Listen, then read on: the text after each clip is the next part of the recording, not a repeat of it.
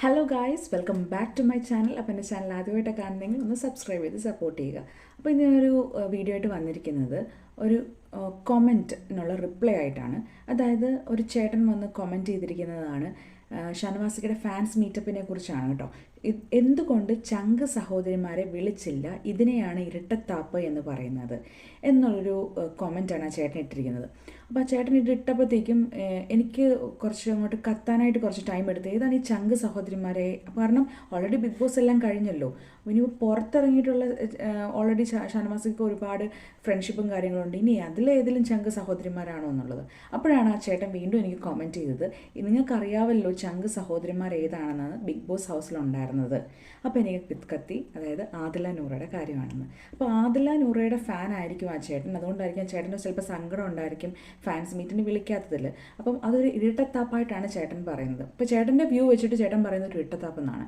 അപ്പം ചേട്ടൻ ഒരുപക്ഷെ ഇതിനെപ്പറ്റി വലിയ ധാരണയൊന്നും കാണത്തില്ല, കാരണം ബിഗ് ബോസ് ഒന്നും കണ്ടു കാണത്തില്ല ആ ചേട്ടൻ. അപ്പം ബിഗ് ബോസ് കാണാത്തതിൻ്റെ ഒരു ഇത് ആ ചേട്ടനുണ്ടെന്ന് എനിക്ക് മനസ്സിലായി. അപ്പം എനിക്ക് പറയാനുള്ളത് എന്താണെന്ന് വെച്ചാൽ 26 കണ്ടസ്റ്റൻസ് 26 കണ്ടസ്റ്റൻസ് ഉള്ള BB ഹൗസിൽ ഇത്രയും ഷാനവാസിക്കാനെ ബാക്ക് സ്റ്റാബ് ചെയ്ത വേറെ 2 വ്യക്തികൾ വേറെ ഇല്ല.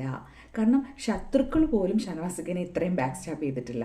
ബിക്കോസ് ഇത്രയും കൂടെ നടന്ന് എന്താ പറയുക, ഇമോഷൻ വെച്ച് വരെ അവർ കളിച്ചിട്ടുണ്ട്. അപ്പം അങ്ങനൊരു വ്യക്തികളെ പേഴ്സണലി എനിക്ക് ഒരു താല്പര്യമില്ല, ഫാൻസ് മീറ്റിന് വിളിക്കണമായിരുന്നു എന്നുള്ളൊരു എനിക്ക് യോജിപ്പില്ല.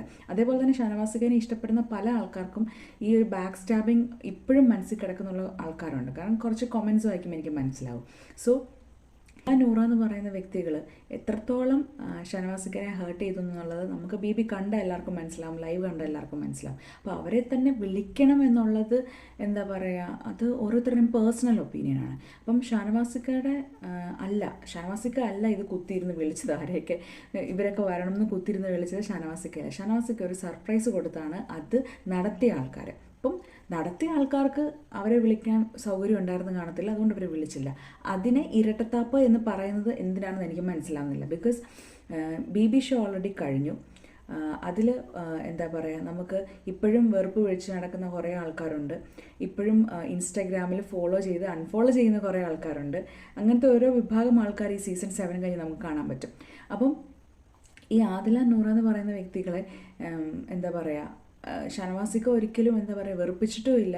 എന്നാൽ ഒരു കാര്യത്തിനും, അതായത് ഷാനവാസിക്ക് ഭാഗത്താണെങ്കിൽ തന്നെ അവരെ പ്രൊട്ടക്റ്റ് ചെയ്ത് നിൽക്കാൻ നോക്കിയിട്ടുള്ളൂ. അപ്പം ഈ ഇരട്ടത്താപ്പ് എന്നൊക്കെ പറയേണ്ട ആവശ്യമൊന്നുമില്ല. പിന്നെ വേറൊരു കമൻറ്റാണ്, അതായിരിക്കും നിങ്ങൾക്ക് ഇപ്പോൾ ലക്ഷ്മി ദൈവമായത് ഇരട്ടത്താപ്പ് പ്രോമാക്സ്.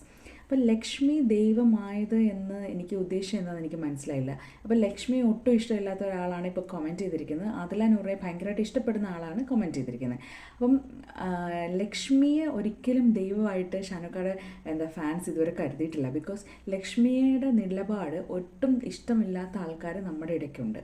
അതായത് ലക്ഷ്മി ഓൾറെഡി എന്ന് പറഞ്ഞാൽ ഒരു നിലപാടില്ലാത്തൊരു വ്യക്തിയായിട്ട് എനിക്ക് ഫീൽ ചെയ്തിട്ടുണ്ട്, പലർക്കും ഫീൽ ചെയ്തിട്ടുണ്ട്. ലക്ഷ്മി അത്ര വിശ്വാസം ഇല്ലയെന്ന് കമൻറ്റ് ചെയ്ത ഒരുപാട് പേരുണ്ട്.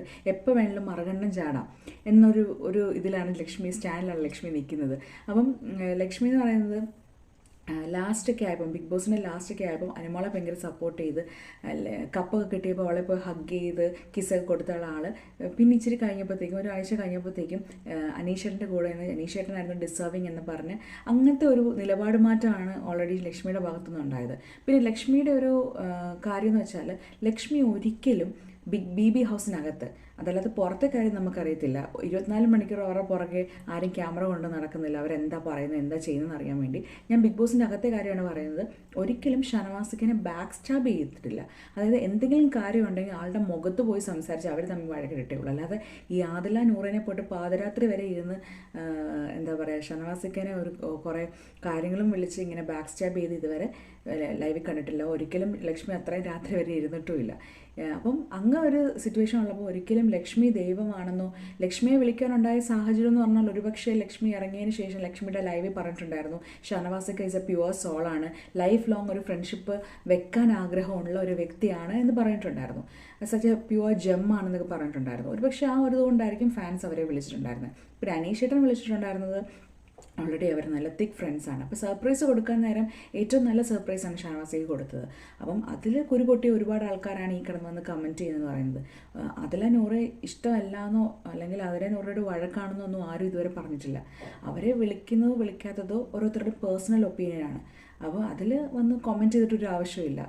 കാരണം അവരെ വിളിക്കാൻ ചിലപ്പോൾ അവർക്ക് സൗകര്യം ഉണ്ടായിരുന്നു കാണത്തില്ല, അതുകൊണ്ടായിരിക്കും വിളിക്കാതെ പോയത്.